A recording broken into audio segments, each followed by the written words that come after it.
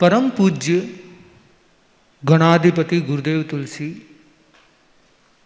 जो अणुव्रत आंदोलन के प्रवर्तक थे, विक्रम संवत 2004 की बात है, पौष महीना, और परम पूज्य गुरुदेव आचार्य श्री तुलसी उस समय श्रावक लोगों को धर्मोपासना करवा रहे थे। और धर्मोपासना करवाते करवाते परम पूज्य श्री के मन में एक चिंतन की धारा उभरी कि भगवान महावीर ने धर्म को कभी जात पात से नहीं बांधा। उन्होंने धर्म करने का अधिकार मानव मात्र को दिया था। और हमारा प्रवचन होता है तो उसमें आम जनता नहीं जुड़ पाती है, सिर्फ एक कौम के लोग ही मुख्यतया जुड़ पाते हैं। तो इस दृष्टि से आचार्य श्री तुलसी ने चिंतन करके 10 जनवरी 1948 को छापर में ही भरे बाजार में एक प्रवचन का कार्यक्रम रखा गया। और विशेष रूप से जो अन्य जन के हरिजन आदि लोग थे वहाँ उपस्थित हुए। और उन्होंने परम पूज्य श्री गुरुदेव तुलसी की प्रेरणा से शराब और नशे का त्याग किया। और उनमें से 80 परिवारों ने तो पूर्णतया व्यसन मुक्ति का संकल्प लेके ऐसा एक नियम भी बना दिया कि जो भी व्यक्ति इनका उल्लंघन करेगा उसे 151 रुपये का दंड का भुगतान कराना पड़ेगा। इस प्रकार ये प्रथम चरण के रूप में हुआ। और फिर लाडनू में भी परम पूज्य गुरुदेव तुलसी के सानिध्य में एक हरिजन सम्मेलन हुआ। इस संदर्भ में परम पूज्य गुरुदेव ने जातिवाद की अतात्विकता को सिद्ध किया। और ये मानो अणुव्रत की पृष्ठभूमि में ये सारे कार्यक्रम हुए।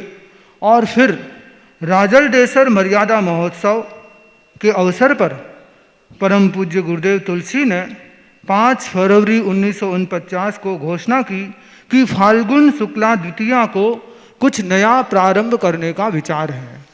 परम पूज्य गुरुदेव तुलसी ने घोषणा भी की और साथ साथ में ही उस दिन फाल्गुन शुक्ला द्वितीया को परम पूज्य कालूगणी के उस दिन 1 मार्च 1949 को 3 संस्थाएं प्रारंभ हुई। पारमार्थिक शिक्षण संस्था, अणुव्रत संघ और आदर्श साहित्य संघ। और ये अणुव्रत संघ आगे जाकर सन 1955 में, नवंबर 1955 में अखिल भारतीय अणुव्रत समिति के रूप में परिवर्तित हो गया। और सन 1995 में ये अखिल भारतीय अणुव्रत समिति अणुव्रत महासमिति के रूप में स्थापित हो गया। और इसके साथ साथ ही सन 1964 में अणुव्रत न्यास का भी गठन हुआ। और 31 दिसंबर 1982 को अणुव्रत विश्व भारती सोसाइटी का भी गठन हो गया। और आगे चलकर अणुव्रत शिक्षक संसद की भी स्थापना हो गई। इस प्रकार अणुव्रत के संदर्भ में अनेक संस्थाएं प्रारंभ हो गई। परम पूज्य महाप्रज्ञ जी गुरुदेव के समय भी एक ऐसा प्रयास भी हुआ, चिंतन हुआ कि अणुव्रत का कार्य किसी एक मुख्यतया किसी एक संस्था के बैनर तले हो। परम पूज्य आचार्य श्री महाश्रमण जी ने अपने आचार्य पदाभिषेक के बाद इस संदर्भ में एक कल्याण परिषद के अंतर्गत चिंतन किया। और 2017-18 में परम पूज्य श्री के उस कल्याण सानिध्य में होने वाली कल्याण परिषद में अणुव्रत शिक्षक संसद का अणुव्रत महासमिति में विलीनीकरण कर लिया गया। और सन 2018 में परम पूज्य गुरुदेव के सानिध्य में सैद्धांतिक रूप में यह निर्णय किया गया कि अणुव्रत की कोई एक ही संस्था कार्य करे। और इस संदर्भ में आगे बढ़ते हुए सन 2020-21 में अणुव्रत महासमिति का अणु विभाग में विलय कर लिया गया। और जो वर्तमान की सन 2025 की श्रावक संदेशिका है उसमें भी स्पष्ट रूप में अणुव्रत के संदर्भ में परम पूज्य गुरुदेव श्री का मार्गदर्शन भी उपलब्ध है। और उसके अनुसार जो अणुव्रत की मुख्य संस्था है वह अणुव्रत विश्व भारती सोसाइटी है। और जितनी अणुव्रत की समग्र गतिविधि का संचालन करना, विद्या संस्थानों में जीवन विज्ञान की समग्र गतिविधि का संचालन करना, ये दोनों मुख्य कार्य मुख्यतया अणुव्रत विश्व भारती सोसाइटी के अंतर्गत है। अणुव्रत शीर्षक के अंतर्गत ही कन्या सुरक्षा सर्किल का कार्य अखिल भारतीय तेरापंथ महिला मंडल किया करती है। और अणुव्रत की ही नाम की और अणुव्रत के संदर्भ में थोड़ा बहुत काम करने वाली एक संस्था और है, वह है अणुव्रत न्यास। अणुव्रत भवन दिल्ली व अध्यात्म साधना केंद्र दिल्ली आदि स्वयं के मालिकाना में स्थित स्थानों में अणुव्रत, प्रेक्षा ध्यान आदि की गतिविधियों का संचालन करना तथा जेल, सेना आदि स्थानों में प्रेक्षा ध्यान का कार्य करना, ये अणुव्रत की जो दूसरी संस्था अणुव्रत न्यास, इसके अंतर्गत कार्य किया जाता है। जैन विश्व भारती विश्वविद्यालय इंस्टीट्यूट के अंतर्गत भी जीवन विज्ञान संबंधी प्रशिक्षण व डिग्री देना, विद्या संस्थानों में व्याख्यान माला, छात्र विनिमय आदि कार्यक्रम करना, ये जैन विश्व भारती इंस्टीट्यूट के अंतर्गत कार्य होते हैं। और इसमें श्रावक संदेशिका में यह भी मार्गदर्शन दिया गया है कि अन्य संस्थाएं अपने अपने सदस्यों के बीच अणुव्रत का कार्य करें तो आपत्ति नहीं है, उसके सिवाय कल्याण परिषद की स्वीकृति के बिना अणुव्रत का कार्य न करे। केंद्रीय संस्थाओं द्वारा संचालित विद्या संस्थानों में जीवन विज्ञान से संबंधित गतिविधियों का संचालित करने का दायित्व संबद्ध केंद्रीय संस्थाओं का रहे। तो एक तरह से परम पूज्य श्री के द्वारा एक अनापत्तिपूर्ण रूप में अणुव्रत के संदर्भ में संस्थाओं को इस प्रकार कार्य दिए हुए हैं। हमारे तेरापंथ धर्म संघ के एक व्यापक दृष्टि से देखें तो मुख्यतया 3 कार्य है: अणुव्रत, प्रेक्षा ध्यान और जीवन विज्ञान। अणुव्रत का मुख्यतया कार्य क्षेत्र है सामाजिक समस्याओं का समाधान करना और उसका कार्य है नैतिकता का विकास करना, संयममय जीवन को प्रोत्साहन देना। उसके लिए जन चेतना का जागरण किया जाता है, व्यक्तिगत संकल्प दिलवाए जाते हैं और रैली, नारों आदि के द्वारा उसकी भावना को और प्रसारित किया जाता है। और इस अणुव्रत दर्शन का सैद्धांतिक आधार नैतिक दर्शन, आचार शास्त्र, अहिंसा, अनेकांत व अपरिग्रह दर्शन है। जो सार्वजनिक प्रवृत्तियां धर्म संघ की हैं उसमें दूसरा स्थान प्रेक्षा ध्यान का है। उसमें उसका जो कार्य क्षेत्र है वैयक्तिक समस्याओं का समाधान, उसका कार्य है आध्यात्मिक, भावात्मक, मानसिक और शारीरिक रूप से व्यक्ति को पुष्ट करना। उसके अंतर्गत प्रायोगिक अभ्यास कराया जाता है, शिविरों का आयोजन कराया जाता है और एक तरह से अनौपचारिक शिक्षा प्रदान की जाती है। प्रेक्षा ध्यान का सैद्धांतिक आधार अध्यात्म विज्ञान और आधुनिक विज्ञान है।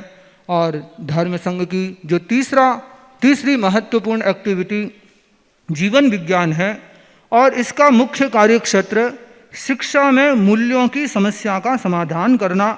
इसके अंतर्गत जीवन मूल्यों का विकास, अध्यात्म और विज्ञान का समन्वय, जीवन में मूल्यों की खोज, नियमों की खोज, इस संदर्भ में कार्य किया जाता है, जिसके अंतर्गत इसका पूरा सिलेबस बना हुआ है। सैद्धांतिक अध्ययन और प्रायोगिक प्रशिक्षण की विधिवत कालांशें चलती हैं और इसका एक तरह से औपचारिक शिक्षा के रूप में इसको प्रतिपादित किया जाता है, जिसका सैद्धांतिक आधार परम पूज्य गुरुदेव तुलसी और आचार्य महाप्रज्ञ जी का शिक्षा दर्शन है। तो ये 3 धर्म संघ की महत्वपूर्ण एक सार्वजनीन कार्यक्रम है जिसमें अणुव्रत के बारे में हम चर्चा कर रहे हैं।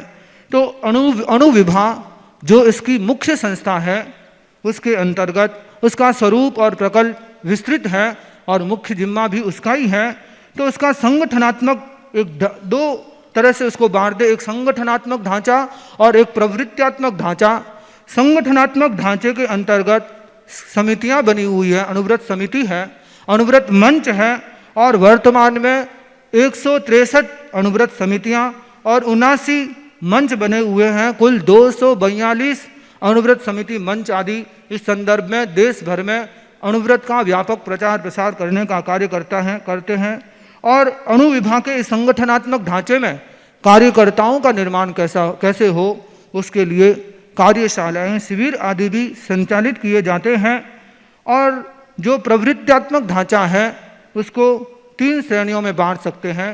एक सामाजिक दृष्टि से सामाजिक कार्य, शिक्षा जगत का कार्य और अंतर्राष्ट्रीय कार्य, इनके अनेक प्रकल्प हैं जिनकी चर्चा हम संभवतः कल कर पाएंगे। और जो अणुव्रत का जो मुख्य कार्य क्षेत्र है उसको हम ऐसे भी समझ सकते हैं, जानना मानना, अपनाना, कि ज़्यादा से ज़्यादा लोगों को सबसे पहले अनुव्रत क्या है उसके बारे में जानकारी दी जाए, और जानकारी मिलने के बाद उन जिन लोगों के भीतर उस जानकारी प्राप्त करने के बाद श्रद्धा उत्पन्न हुई है, जो अनुव्रत को सही मानने लग गए हैं, उनकी पहचान करना और फिर उन्हें नियम आदि दिलवा करके उन्हें अपनाने की प्रेरणा देना, इस रूप में अनुव्रत का कार्य होता है। इस अनुविभाग के अंतर्गत अनेक प्रकाशन भी किए जाते हैं। अनुव्रत पत्रिका, बच्चों का देश, जीवन विज्ञान पुस्तिका, ई पत्रिका, और इसके अनुव्रत सप्ताह के रूप में स्थापना दिवस, अनुव्रत दिवस और जीवन विज्ञान दिवस के रूप में भी इस अनुविभाग संस्था के द्वारा और देश भर में साधु साध्वियों के भी सानिध्य में और अनेक रूपों में इसके कार्यक्रम होते हैं। तो अनुव्रत एक ऐसा महान प्रकल्प है जिसके अंतर्गत समस्त विश्व इसके अंतर्गत आ जाता है, बिना किसी जाति पाति स्थान राष्ट्र आदि का भेद किए। अनुव्रत समस्त लोगों के लिए जो भी एक नैतिक जीवन जीना चाहते हैं, जो चारित्रिक उत्थान करना है, इस संदर्भ में अनुव्रत का कार्य होता है। शिक्षा जगत में भी अनुव्रत का कार्य होता है। शिक्षा जगत में विद्यार्थियों के लिए विद्यार्थी अनुव्रत की व्यवस्था है। शिक्षकों के लिए शिक्षक अनुव्रत नियमावली का भी निर्माण किया गया है। और अनुव्रत न केवल शिक्षा जगत में कार्य करता है, शिक्षा जगत में इसका जीवन विज्ञान उपक्रम है, वह भी अनुविभाग के अंतर्गत शिक्षा क्षेत्रों में संचालित होता है, जिसके अंतर्गत विद्यालय, महाविद्यालय, यूनिवर्सिटी सभी इसके अंतर्गत आ जाते हैं। अनुव्रत सामाजिक दृष्टि से भी कार्य करता है। सामाजिक दृष्टि से समाज में जो अनैतिकता, नशा आदि जो दुष्प्रवृत्तियां फैलती हैं, कुरूढ़ियां हैं, उन सब का उन्मूलन करने के लिए अनुव्रत कार्य करता है। अनुव्रत राजनीति के संदर्भ में भी कार्य करता है कि राजनीति में आने वाले लोग नैतिक हो, आचार निष्ठ हो, चरित्र निष्ठ हो, उसके लिए अनुव्रत अनुविभाग के अंतर्गत, अनुव्रत आंदोलन के अंतर्गत उन लोगों के लिए चुनाव के समय चुनाव आचार संहिता का भी प्रचार प्रसार किया जाता है। अनुव्रत न केवल समाज के लिए, राजनीति के लिए, शिक्षा जगत के लिए, अपितु जितने पढ़े लिखे लोग हैं उनके लिए भी अनुव्रत के अनेक कार्यक्रम होते हैं, और इसके माध्यम से उन लोगों को एक श्रेष्ठ चारित्रिक जीवन जीने की प्रेरणा दी जाती है। तो इस प्रकार ये अनुव्रत एक धर्म संघ का एक ऐसा महत्वपूर्ण कार्य है जिसके अंतर्गत अनेक अनेक कार्य संचालित किए जाते हैं।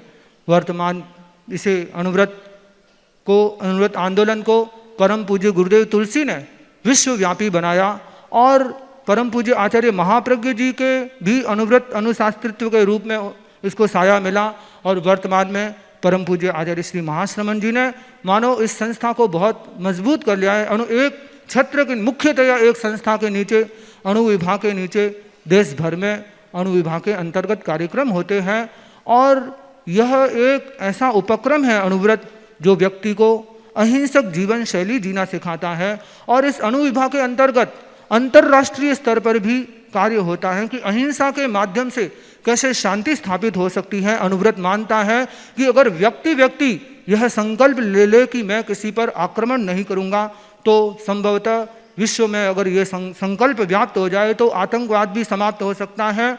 और इस अनुव्रत के माध्यम से आज के विश्व की जो युद्धों की समस्याएं छिड़ी हुई हैं, वे भी शांति में तब्दील हो सकती है। और इस संदर्भ में अनुविभाग के अंतर्गत अंतर्राष्ट्रीय सम्मेलन भी होते हैं। अब तक अहिंसा और विश्व शांति को लेकर इसके अनेक अंतर्राष्ट्रीय सम्मेलन हुए हैं, और जिसकी यूएनओ ने भी सराहना की है, यूएनओ से भी ये जुड़ा हुआ है। और अनुव्रत अनुविभाग के अंतर्गत जो अनेक प्रवृत्तियां हैं, सामाजिक हैं, शैक्षणिक हैं, और उसका जो शैक्षणिक जीवन विज्ञान कार्यक्रम है वह भी अपने आप में विशिष्ट है। और वर्तमान में जीवन विज्ञान को और व्यवस्थित रूप में उसका कोर्स भी अंग्रेजी भाषा में भी रूपांतरित हो गया है, तो वह साहित्य भी आज उपलब्ध हो सकता है। तो इस रूप में अनुव्रत के अनेक उपक्रम और व्यापक देश विदेश में व्यापक रूप में जिसका प्रचार प्रसार हो सकता है, ऐसा ये हमारा परम पूज्य गुरुओं द्वारा दिया हुआ एक महत्वपूर्ण उपक्रम है। इस संदर्भ में हम लोग भी, साधु साध्वियाँ भी और श्रावक श्राविका भी इस संदर्भ में जन जागृति का कार्य करें, तो उससे आम जन भी अच्छे इंसान बन सकते हैं, और अच्छे इंसान बनकर देश के लिए, पूरे मानवता के लिए एक महत्वपूर्ण अवदान बन सकते हैं।